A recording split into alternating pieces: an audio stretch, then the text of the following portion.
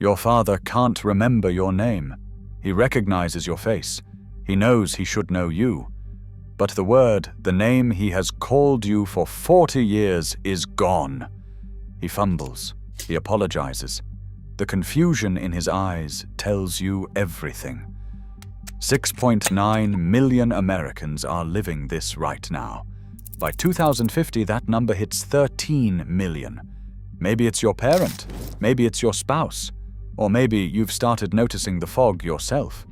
Doctors offer pills like Donepezil. These drugs don't stop the decline. They barely even slow it. They are band-aids on a bullet wound. You watch your father fade anyway, one memory at a time, until he forgets he ever had a life. Meanwhile, the pharmaceutical industry has spent 40 years and billions of dollars chasing a cure. Gene therapy requiring brain surgery, experimental implants drilled directly into the skull, synthetic compounds that failed trial after trial. But 1400 years ago, in the mountains of Tang Dynasty, China, imperial physicians were already treating cognitive decline. They didn't use surgery. They used a white, cascading mushroom growing on oak trees. They called it divine medicine, reserved for emperors. Commoners caught possessing it faced execution. What did they know that we have forgotten? Welcome to nature's lost vault. Today, we are opening the file on the only natural substance proven to regenerate dying brain cells. Modern neuroscience finally caught up in 2008. Researchers discovered this mushroom doesn't just mask symptoms. It stimulates a protein called nerve growth that literally rebuilds the neural connections dementia destroys. The mushroom works. The science is irrefutable. And you can grow it on a log in your backyard. So why is your doctor prescribing pills that barely work? Why is the $4.6 billion brain supplement industry selling you synthetic compounds instead? This is the story of lion's mane and the industry that buried it.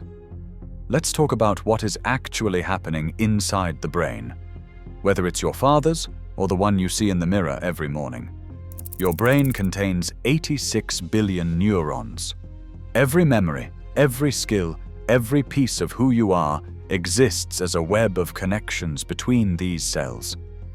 In Alzheimer's, those connections snap. It starts in the hippocampus, the memory center. Neurons go silent. Protein tangles block signals. Amyloid plaques accumulate like rust on machinery. First, you forget where you put your keys, then conversations from yesterday, then your granddaughter's face. Eventually, you forget you ever had a granddaughter. The medical term is neurodegeneration. The human term is erasure. Your doctor prescribes Donepezil. It doesn't rebuild dying neurons. It doesn't clear the plaques. It doesn't restore lost connections. Think of it like this.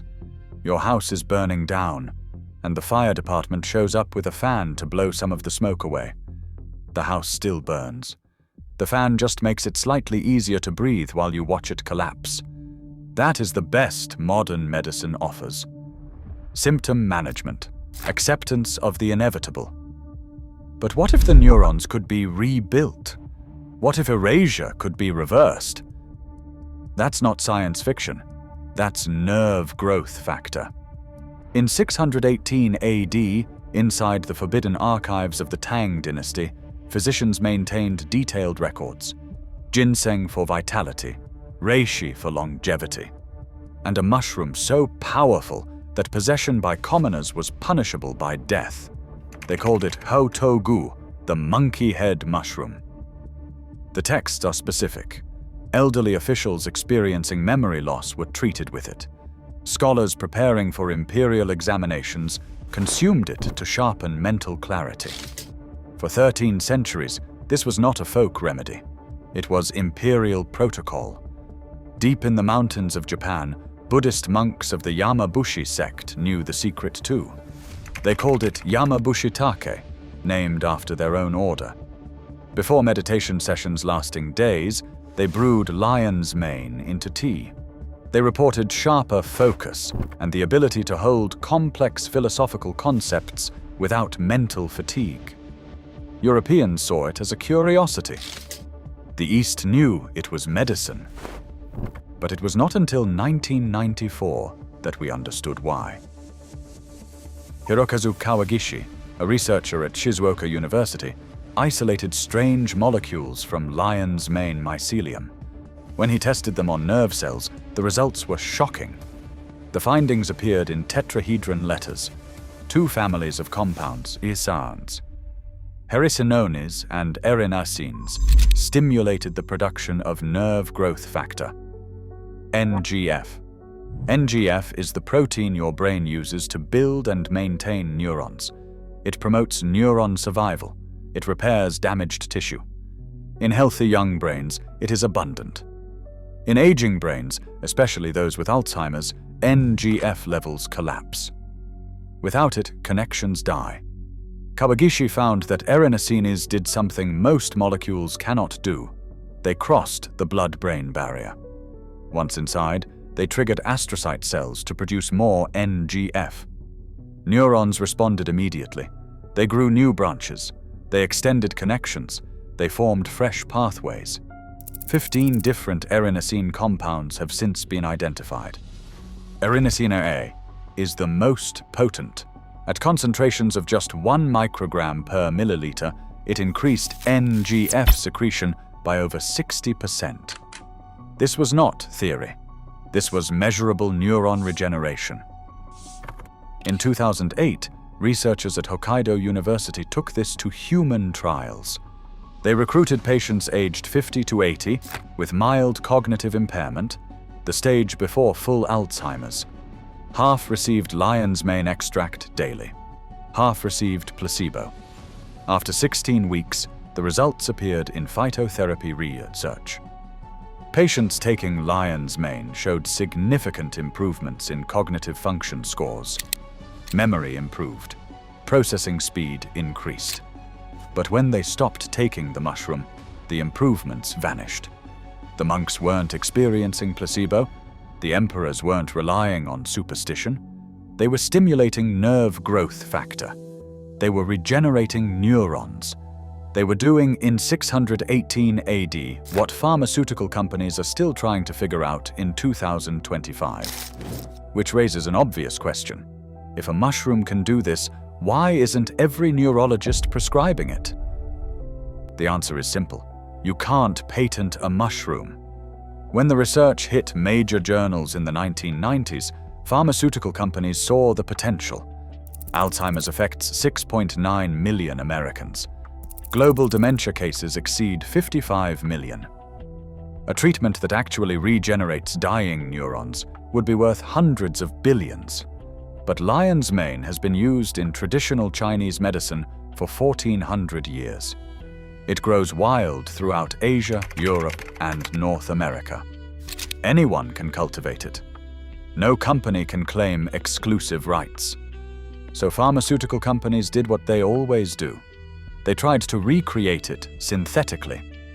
In 2001, neuroscientist Mark Tuszynski at University of California, San Diego, launched the first clinical trial. Not with lion's mane, with gene therapy. The plan was to genetically modify patients' own cells to produce nerve growth factor, NGF, then surgically implant those cells directly into the brain. 8 patients with Alzheimer's underwent the procedure. Neurosurgeons drilled into their skulls and injected modified fibroblasts into the basal forebrain, where memory-critical neurons were dying. The results appeared in Nature Medicine in 2005. Brain scans showed increased metabolic activity. Neurons responded to the implanted nerve growth factor. Some patients showed slowed cognitive decline.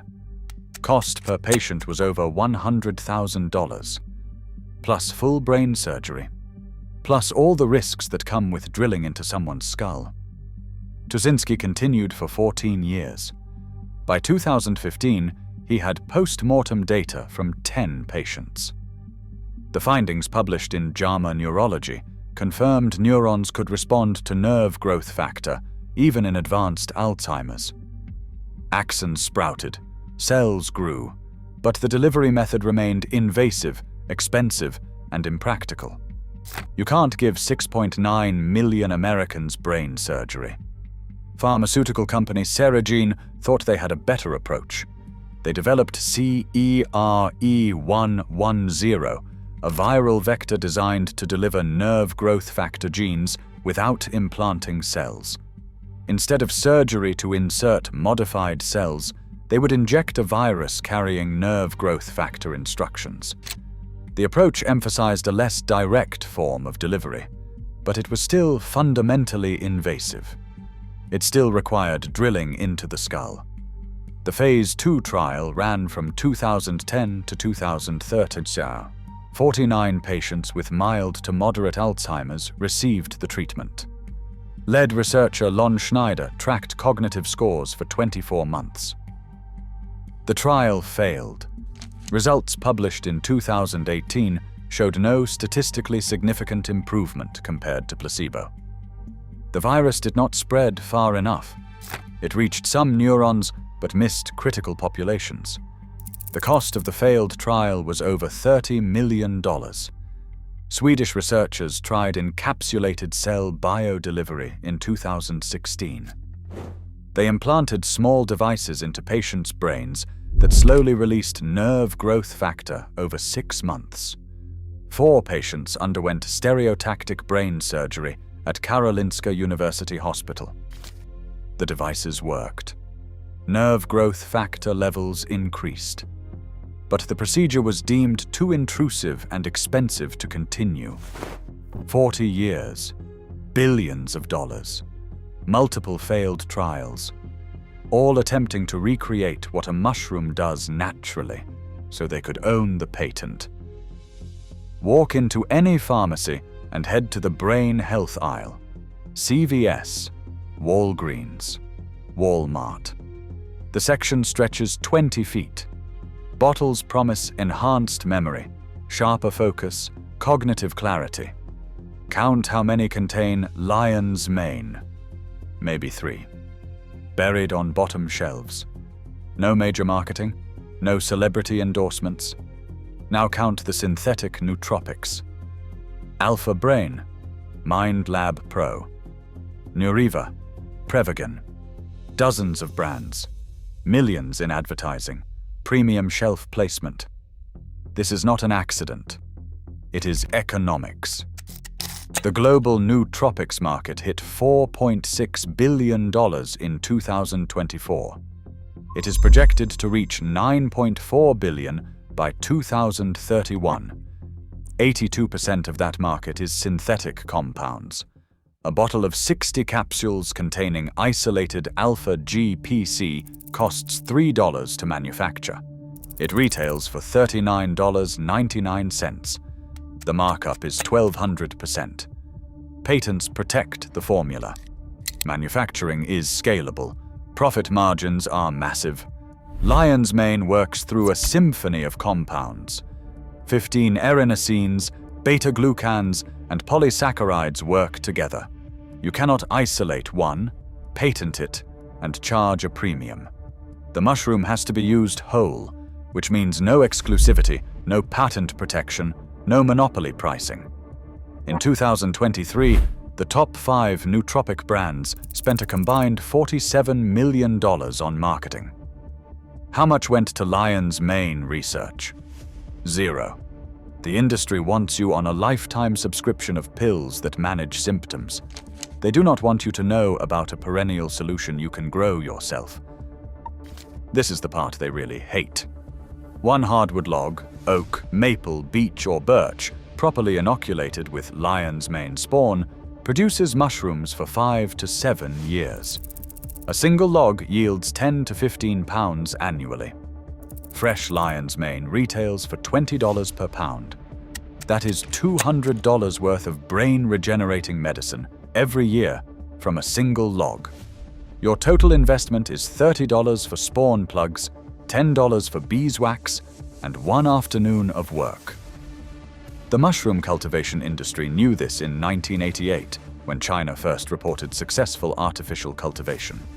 Japanese growers perfected log inoculation in the 1990s. Cornell University published detailed growing guides in the 2000s. The information has been available for 35 years. You have never heard about it because no one profits from teaching you. Drill holes in a diamond pattern around the log. Insert spawn plugs containing lion's mane mycelium. Seal with beeswax.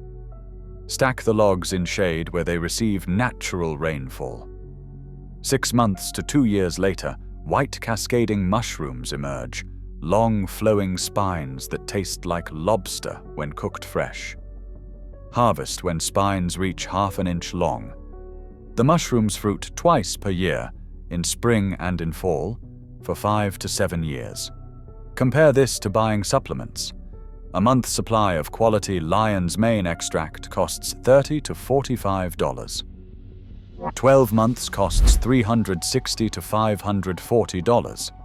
7 years costs $2,520 to $3,780. Or spend $40 once and grow your own for 7 years. This is the perennial model that terrifies subscription-based businesses. One-time investment, multi-year returns, no recurring revenue. Pharmaceutical companies cannot profit from this. Supplement manufacturers cannot either, so they sell you pills instead. And your father keeps forgetting your name. Your father is 72. Maybe he has 5 good years left. Maybe 10 if you're lucky. Right now, he's in the early stages. He forgets names sometimes, repeats stories, gets confused about what day it is. Your doctor says this is normal aging, prescribes Donepezil, warns you it only slows things down, doesn't stop them, doesn't reverse them. You watch him decline month by month. Wonder how long until he forgets who you are entirely. There was something. There is something. Buddhist monks in mountain monasteries knew it 1400 years ago. Imperial physicians treating elderly officials understood it. Modern neuroscience validated it with peer-reviewed studies in major journals. A mushroom that stimulates nerve growth factor, that regenerates dying neurons, that rebuilds the connections dementia destroys. The science is irrefutable. The clinical trials show improvement. The mechanism is well understood. Erinacines cross the blood-brain barrier, trigger nerve growth factor production, and stimulate neuron growth. But science doesn't drive industries. Profit does. And there's more profit in $30 million failed gene therapy trials than validating what emperors used for 13 centuries. More profit in lifetime subscriptions to synthetic pills than teaching people to grow mushrooms on logs. The choice facing your father isn't medical, it's economic. The treatment exists. The industry just makes more money if he never learns about it. You can keep paying $40 per month for capsules that might slow his decline. You can wait for pharmaceutical companies to perfect brain surgery delivery systems. You can watch him fade while researchers chase patents. Or you can inoculate a log. The emperors chose the mushroom. The monks chose the mushroom. The neurons, when given nerve growth factor, choose regeneration. The industry chose profit. What will you choose for your father? What will you choose for your own future? If you want to uncover more lost knowledge that the modern world has forgotten, subscribe to Nature's Lost Vault. We are building a library of the plants that can save us, one episode at a time.